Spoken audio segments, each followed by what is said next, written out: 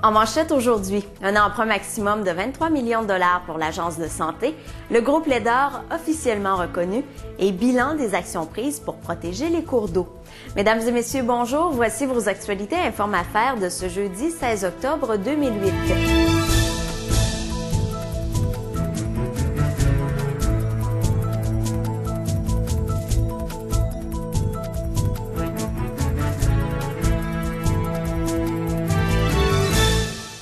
Le conseil d'administration de l'Agence de santé et de services sociaux de Chaudière-Appalaches a récemment appuyé un règlement qui lui permettra d'emprunter jusqu'à 23 millions de dollars d'ici le 31 décembre 2009.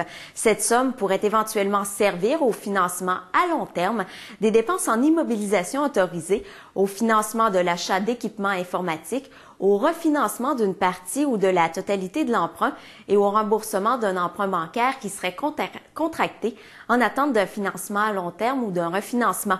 Par ailleurs, l'agence devra s'assurer, avant de contracter un prêt, de bénéficier d'une subvention gouvernementale. Après plusieurs mois d'attente, le groupe Laidor a été officiellement reconnu par le ministre des Finances et l'Autorité des marchés financiers. La nouvelle mutuelle d'assurance est née en juillet dernier de l'Association des divisions Dorchester et de Sainte-Claire et Lévisienne-Orléans de Saint-Romuald, dont les origines remontent au début du 20e siècle. La mutuelle compte actuellement plus de 100 000 membres en Chaudière-Appalaches et dans la capitale nationale et devient ainsi la plus grande mutuelle d'assurance de dommages à charte au Québec. La reconnaissance du groupe Laidor permet le maintien de 160 emplois et la création de plusieurs autres.